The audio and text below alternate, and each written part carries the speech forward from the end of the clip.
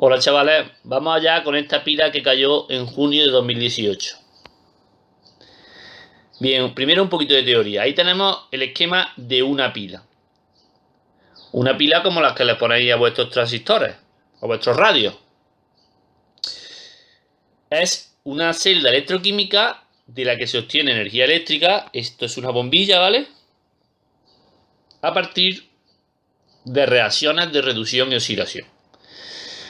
Vamos a ver un poquito más de cerca ese esquema. ¿Qué es lo que ocurre aquí?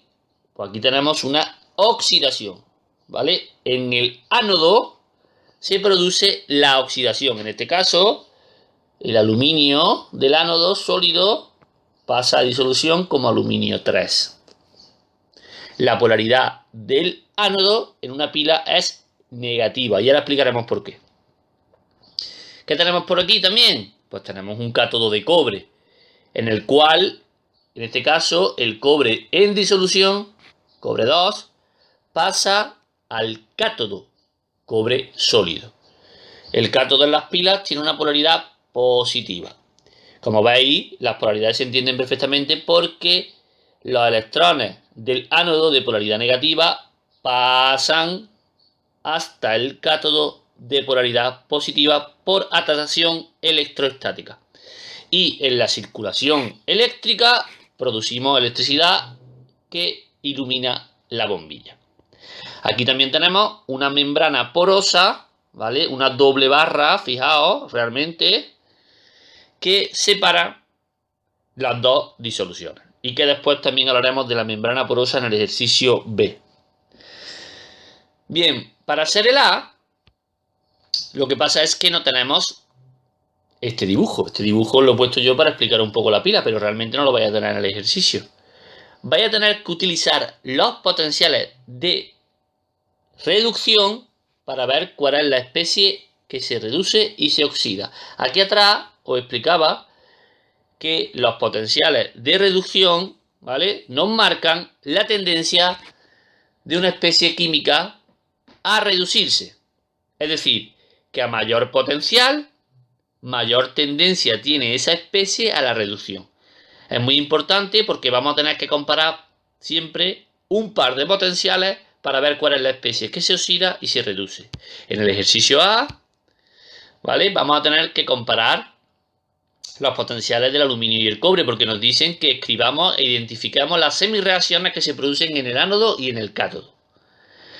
En el ánodo siempre se produce la oxidación y en el cátodo la reducción, como habéis visto. Pero bueno, vamos a ver cuál es de estos dos el que se oxida y se reduce. Veis que el potencial del cobre es mayor al del aluminio, 0,34 frente a menos 1,67. Eso va a significar que el cobre se reduce en el cátodo y que el aluminio se oxida en el ánodo. Entonces, utilizando evidentemente los pares que nos ponen en el potencial, vamos a hacer las reacciones. Ahí tenéis la semireacción de oxidación que se produce en el ánodo de polaridad negativa. Aquí no me preguntan la polaridad, pero es bueno que lo pongáis siempre, porque así, poniendo siempre lo mismo, vais a poder resolver todos los ejercicios de pilas sin olvidaros nada. Como digo, en el ánodo se produce la oxidación del aluminio, en el cátodo de polaridad positiva se produce la reducción del cobre y aquí tendríamos finalizado el ejercicio A, pero a mí siempre me gusta ajustar la reacción global porque además en las pilas no nos suelen poner cosas muy complicadas, ¿vale? Así que ahí tendríamos la respuesta del ejercicio A. En el B nos preguntan la FEM de la pila, que eso significa la fuerza electromotriz de la pila. Y también su notación simplificada. Ahora después veremos la notación simplificada. Vamos a empezar por la fuerza electromotriz de la pila. Ahí tenemos la respuesta de la A, ¿vale? La respuesta de la A, lo que tenemos que hacer para calcular la fuerza electromotriz es añadirle los potenciales. Vamos a ver. El cobre hemos dicho que se reduce, por tanto el potencial de reducción se respeta. Ahora entenderéis lo que significa que se respeta. 0,34, pues 0,34 lo pongo aquí. Sin embargo, el aluminio no se reduce, sino que se oxida. Por tanto, este potencial de reducción no lo puedo respetar, sino que tengo que cambiarlo de signo. Como veis aquí he utilizado más 1,67 cuando el potencial de reducción era menos 1,67. ¿Por qué? Porque el aluminio no se está reduciendo, sino que se está oxidando, por tanto le cambio el signo.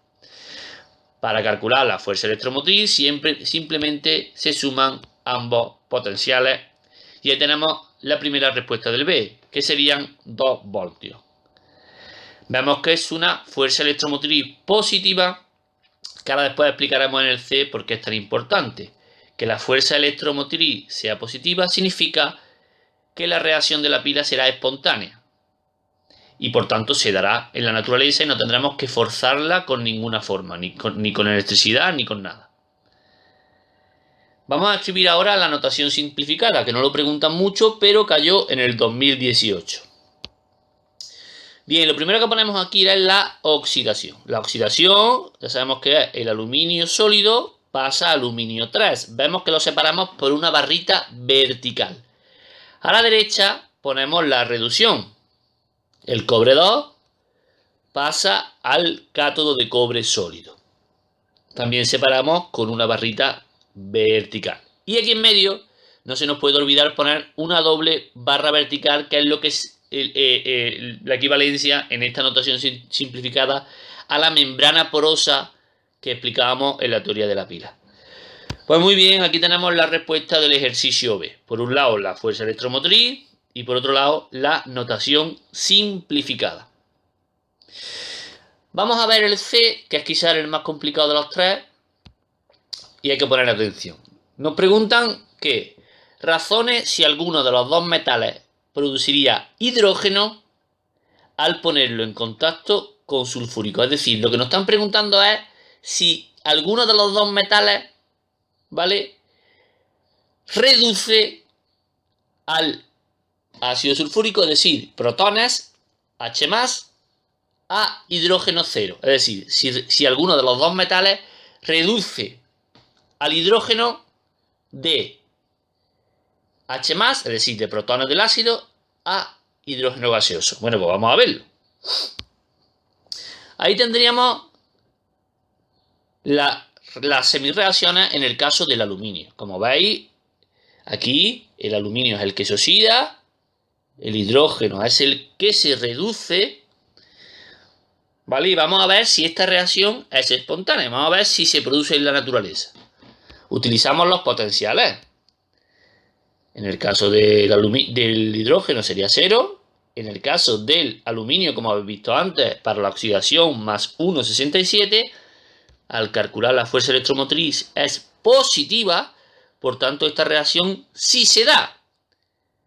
¿Vale? Sí se da. Es decir, que el aluminio reduce a los protones hasta hidrógeno gaseoso. ¿Por qué? Porque la fuerza electromotriz es positiva, mayor a 0, ¿vale? Vamos a ver lo que pasa en el caso del cobre. Aquí tenemos la semirreacción en el caso del cobre.